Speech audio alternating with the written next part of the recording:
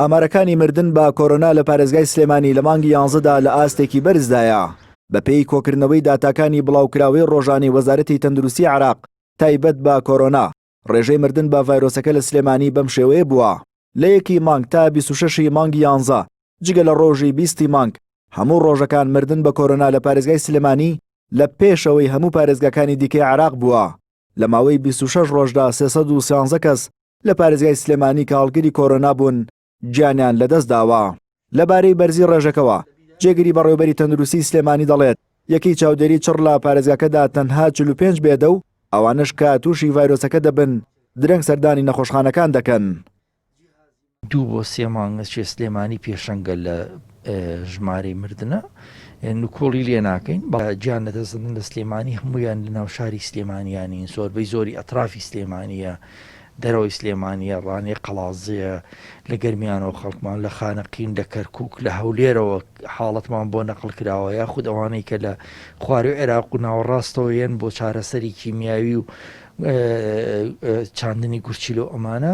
هاتوون لێرە تووشی ڤایرۆسی کۆرۆنا بوون گیانێ لەدەستداوە هەمووی چۆتە سەر ئامارەکانی گیان لەدەستدانی سلێمانی بۆیە ئەو ڕێژەی لێرە زیاتر بەرسە. لە کاتێکدا پێشتر شاسوار عەبدولواحی سەرۆکی جوڵانەوەی نەوەی نوێ نەخۆشخانەیەکی سەد قەرەوێڵەیی بەسەر جەمپێداویستیەکانەوە ئامادە کرد بۆ توشبوانی کۆرۆنا بەڵام تەندروستی سلێمانی ئامادە نەبوو وەری بگرێت بەرزی ڕێژەی مردنیش بەشێکی بۆ بایەخنەدانی حکومەت بە کەرتی تەندروستی دەگەڕێندرێتەوە سەرۆکی لیژنەی تەندروستی ئەنجومەنی پارێزگای سلێمانیش دەڵێت حکومەت موچە نادات و کارمەندی نوێ دانامەزرێنێت و نەخۆشخانەکانیش پێداویستیە پزیشکەکانی وەک پێویست بۆ دابین ناکرێت عیب و شەرم و شەرمەزاری و ئەو بەڕینەنجیەکە بۆ حکوومەتێک کە چینێک لە نەخۆشخانەکانە بەبێ موچە خزمەتی نەخۆشەکە لە کاتێکە یعنی ئەگەری لە سەدا ڕێژەیەکی زۆر بەرزی هەیە بانەڵێن لە سەدا سەد چکە لە سەدا سەد هەمویان تووشە بن ئەگەری ڕێژەی لە سەدا 50 هەیە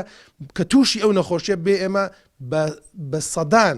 پزیشک و کارمەند و ستاف و کارگوزارمان لە نەخۆشخانەکان تووشی کۆرۆنا بووە بۆی خزمەتکردنی نەخۆشەوە بۆی بەرکەوتەوە. وتەبێژی وەزارەتی تەندروستی حکومەت یاریێمی کوردستان ئاسۆ حەوێزی بە NRT ڕاگەیاند ئامارەکانی کۆرۆنا کاتین و زیاد و کەم دەکەن وتیشی بە دوای هۆکارەکاندا دەچن بەپێی ئامارەکانی وەزارەتی تەندروستی حکومەت یاریێمی کوردستان تا ئێستا لە پارێزگای سلێمانیدا 27718 کەس تووشی کۆرۆنا هاتوون و 19189 کەسیان چاک بوونەتەوە و نزیکەی 1500 کەسیشیان گیانیان لەدەست داوە. بەرزبوونەوەی ژمارەی مردووان بە کۆرۆنا لەم پارێزگایە وەک بەشێک لە ڕخنەگرانی تەندروستی دەڵێن